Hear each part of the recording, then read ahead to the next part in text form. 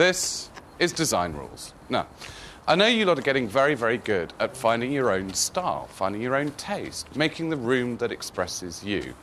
This programme is not about any of that. It's not about style, it's not about taste, and it's definitely not about makeover.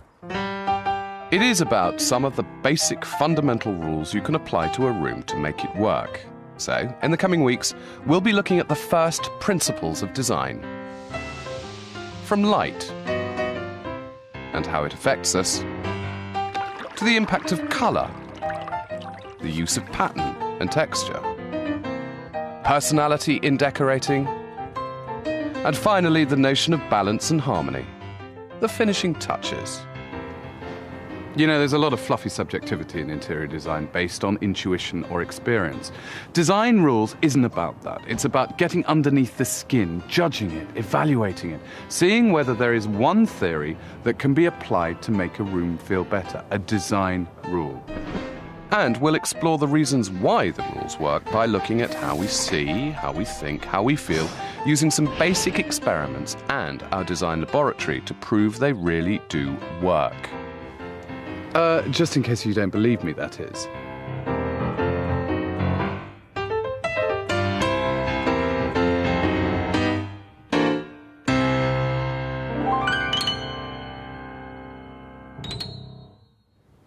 To begin, let's look at one of the single most important issues that all of us face. Space.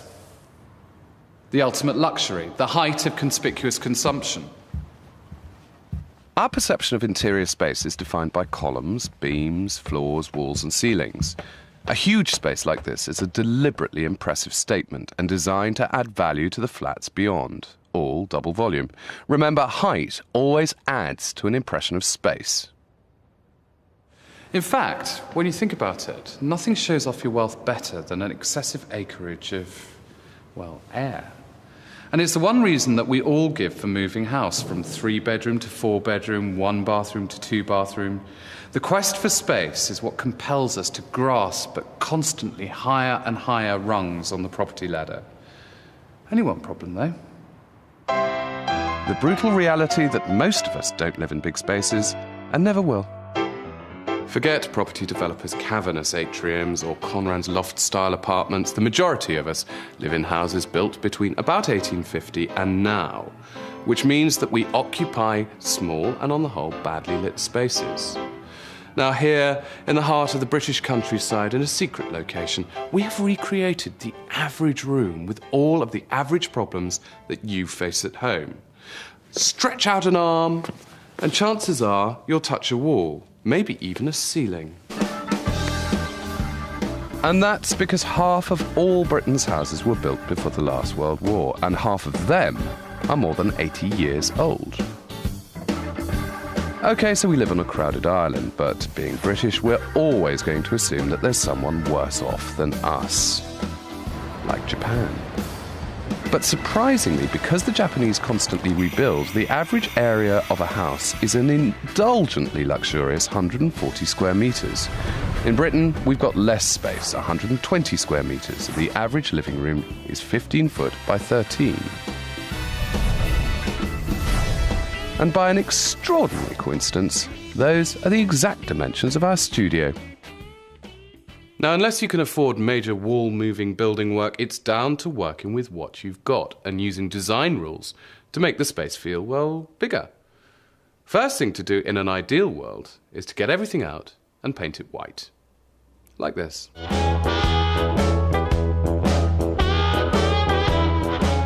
One of the first rules of space is that clutter, too much of everything, makes a room seem or feel smaller. Without furniture, there are no objects dividing up the space. Proving less can indeed appear more.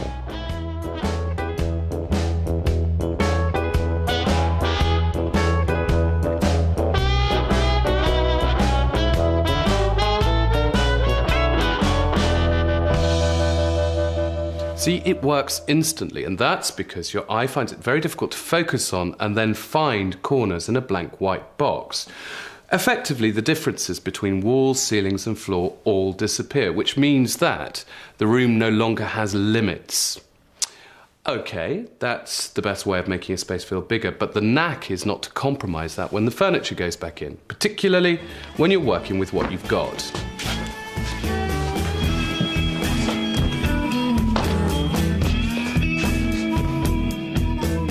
And this is what we've got to work with. It's a typical 1990s house. This one, in fact.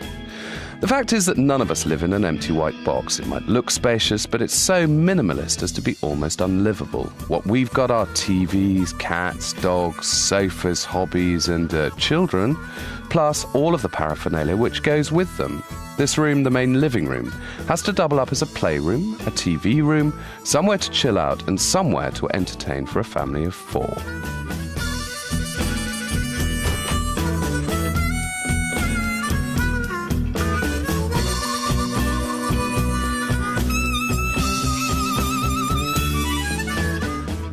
I don't know about you, but I get a tremendous feeling of conflict and almost combat in this room, which I think a lot of us will recognise. I mean, a lot of us are going to recognise this room anyway. We live in it, or we know people that live in it. Looking around, one of the principal sources of conflict obviously seems to be activity. Imagine someone wanting to listen to something on the hi-fi, and yet somebody else wanting to fax something, and yet somebody else wanting to watch television or watch a video. That feeling of conflict is in no way calmed down by what's happened in this room. There are patterns that are fighting with each other, colours that are fighting with each other.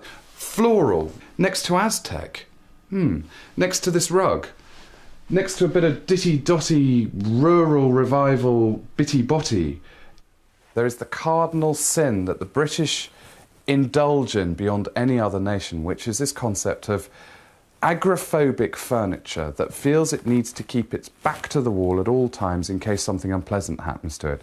It's as if someone sat down and tried to work very hard at bringing as many very, very bad-tempered elements into one room altogether. How this family has survived this long is something of a mystery to me. There is a basic fundamental problem with the proportions of the room. The ceiling is not high. The ceiling is actually brought down even lower by this very, very eye-catching texture, which is literally oozing and dripping off the ceiling, making it feel lower. It's probably one of the smallest rooms that you could ever try and squeeze an entire family into. But there are ways of pushing back those boundaries. There are ways of pushing back those walls aesthetically.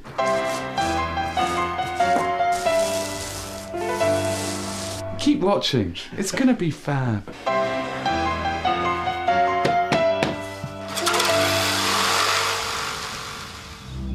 We'll get back to some of the practical tricks of the trade a bit later, but before rushing ahead all guns blazing, there are other things to consider.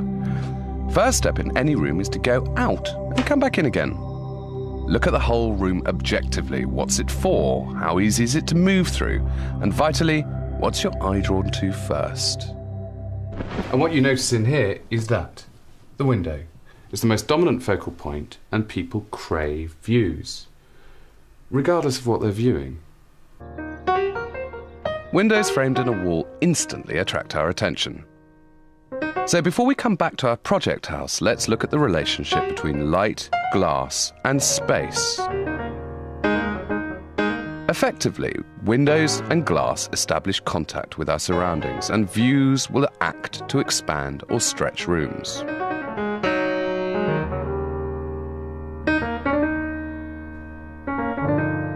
Throwing money at it helps, of course. Lots of glass and light equals lots of space, but it costs 800,000 in this case.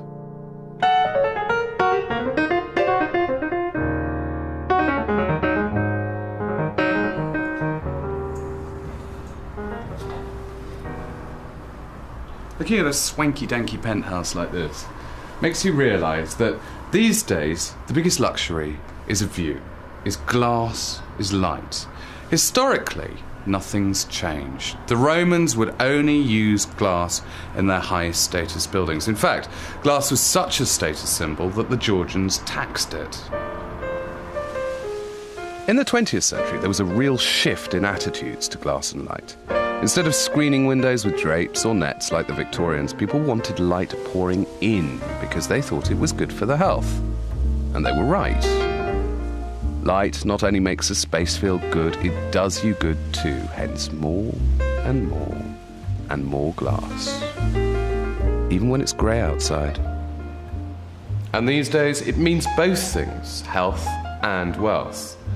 Which is why I think we're so passionately interested in large quantities of glass. And sitting here, surrounded by all of these windows, bathed in the light, it's easy to see a very unashamed, unabashed appreciation of space. Wherever you look, one can see at least 70, if not 80% of the ground plan of the building, plus large tracts of the garden outside.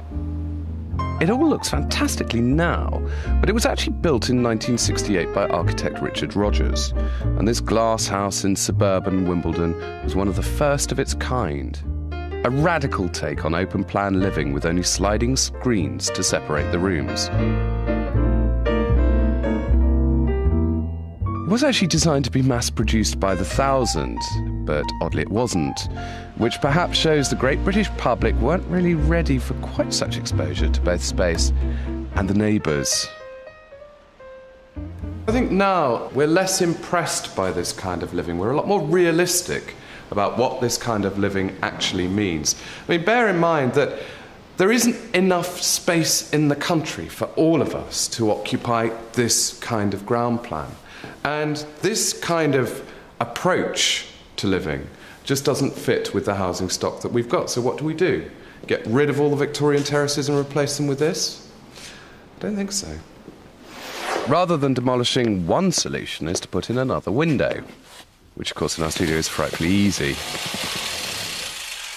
More light in the room increases the sense of space, but back in my 1993 living room, I'm limited to one window.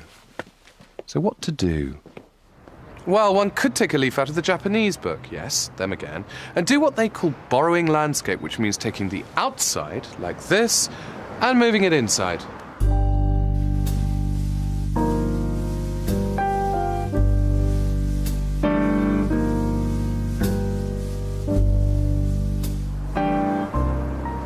Okay, so few of us have got gardens the size of small English counties, but even a small garden like this has potential. Placing an object, an eye-catching object, just the other side of the window will draw your eye out and extend the view. Think of it as a cheap extension. Where's the digging bloke?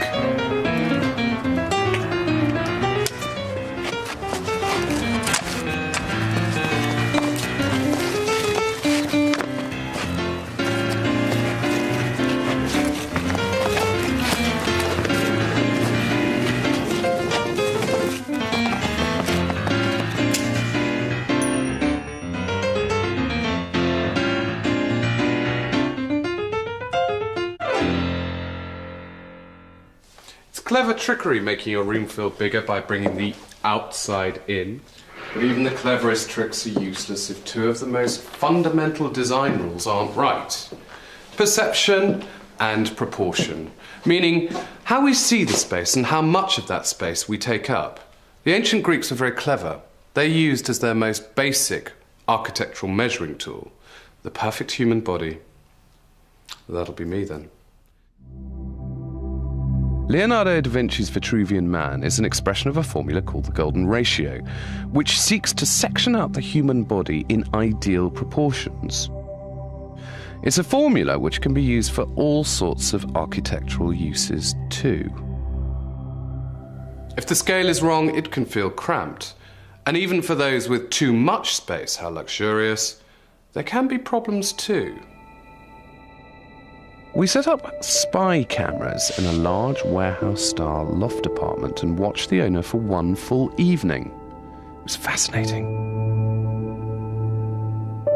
A room can be both too large and too small. If a room's too small, we feel closed in like a cell. If a room is too large, I think we feel vulnerable. I think it may be something to do with not wanting someone to come up behind us. So, for example, in restaurants, people prefer the seats with the backs against the wall, and they want to look out onto the restaurant. And I think if we're in a very big space, we usually spend most of our time in the middle of the space, where someone can come from behind, where we can't see them, and I think that makes us feel a little bit vulnerable. For big spaces, something most of us don't have to worry about, the solution is to screen off sections of the room or else seek refuge in somewhere smaller, which feels safer.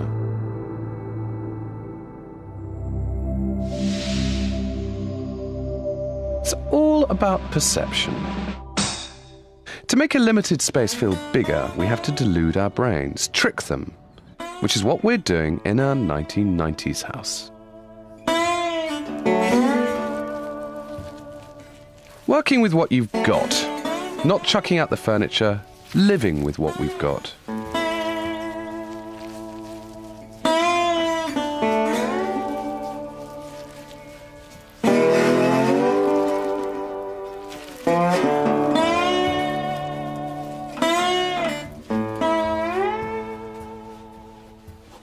Then there's the ceiling and the walls. Now remember, in here the ceiling used to be extravagantly textured, which caught your eye the whole time and brought the ceiling down. That's all gone, painted, plastered, and then the conflicting colour scheme. Bye-bye to that too. Sleek, clean blue instead.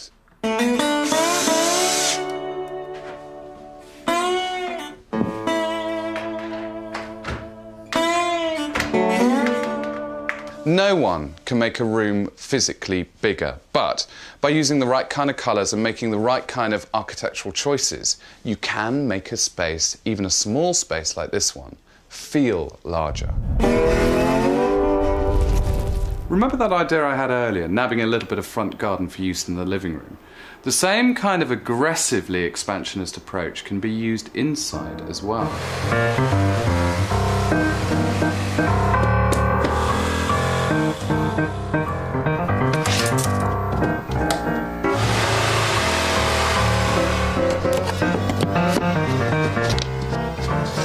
Part of my ongoing policy of robbing Peter to make Paul feel much larger, I've got my eye on annexing the kitchen.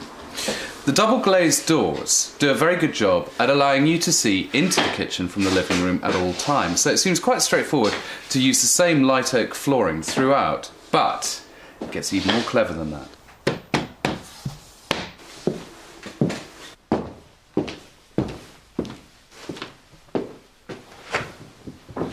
We all know that in echoey rooms, soft floor coverings like carpets and rugs absorb noise, but they do the same job to light as well because they're made of tens of thousands of tiny filaments that suck light in and hold it like a sponge. Look, watch this.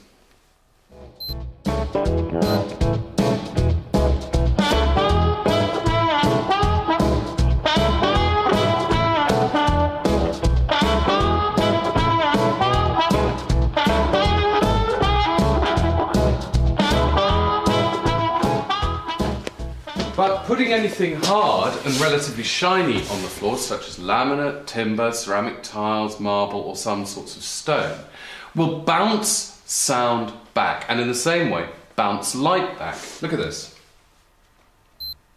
130, that's over double the light reading we got off carpet. That maximises the light and maximises the feeling of space.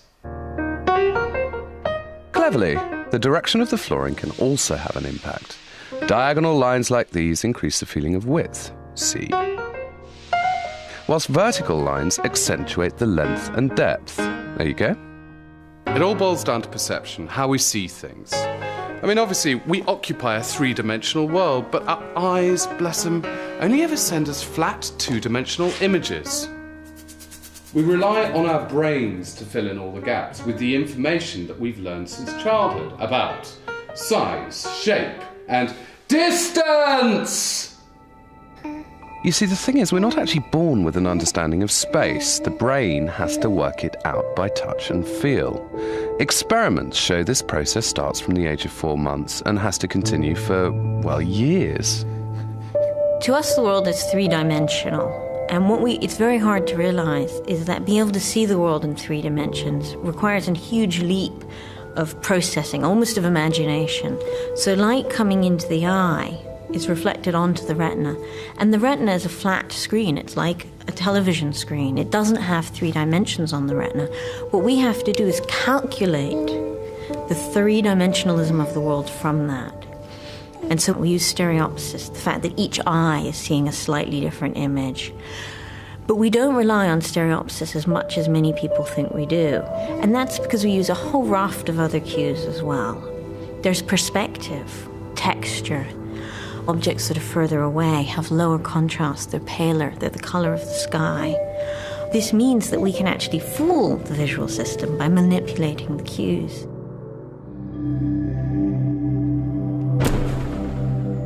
There are plenty of ways of tricking the eye, but here are a few practical tips. Now, vertical lines draw the eye upwards, increasing the feeling of height. Horizontal lines, including pictorials and blocks of colour below the dado, bring the height down, but increase the feeling of width. Now, strong colour that comes forward to greet the eye on short walls decreases the depth, but increases the width of a room. The opposite is true if you put strong colour on the long walls. You get a long, thin corridor effect. And then, of course, dark colour on the ceiling or on the floor will bring the whole space down.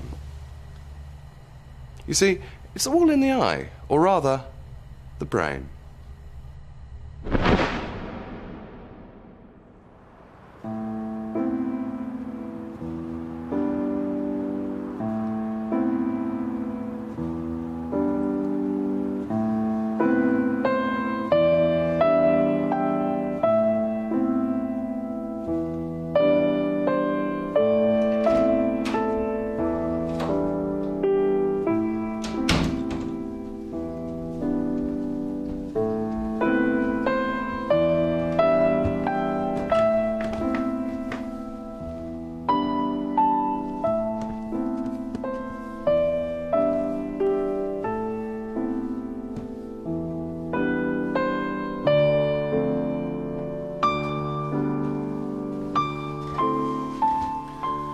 To squeeze the maximum visual impact from a space, I think you always have to understand how the space is going to be used. And here, in a stairwell, you're going to get a lot of long, tall, thin verticals. So what a clever designer like Charles Rennie Mackintosh did, and he was a master at space games, was to balance the verticals by a heavy, broad band of dark timber. But that band of timber does something else. It heightens the theatricality of coming up the stairs. You're literally coming from the dark timber panelling up into the light plaster finish, from the darkness to the light. So half of interior decorating is illusions. One half is actually knocking down your house, building an archway, making the room bigger. The other half is faking it. Rather than sticking a mirror over a fireplace like everybody else does, why not do this? Mirrors used almost like windows, reflecting corners and vistas of the room, and therefore making the whole space feel bigger.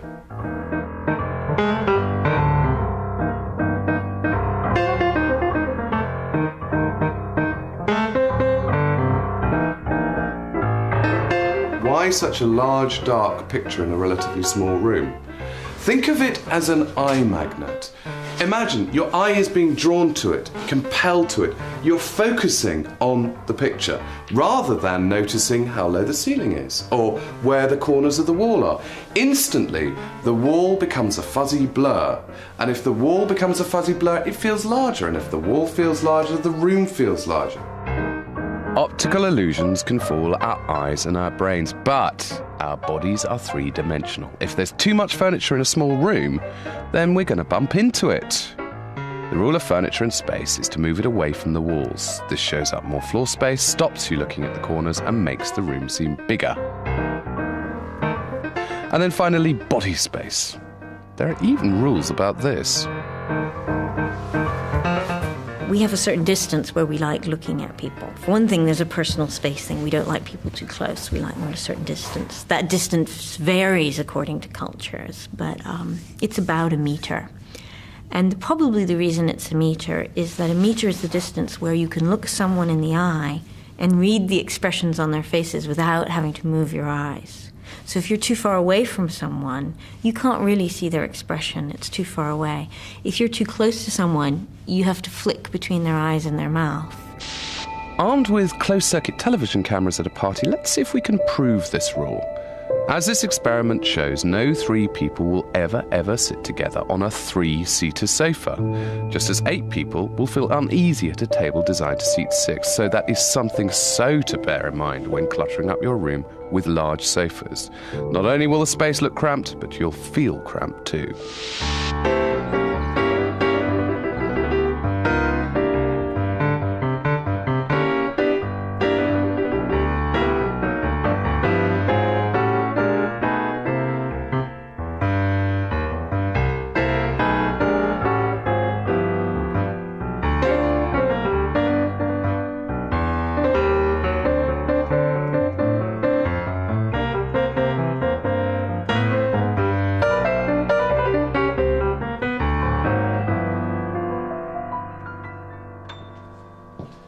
And so, the battle's over, the war is won, peace now reigns supreme, tranquility everywhere. But how come this space now looks so damn big?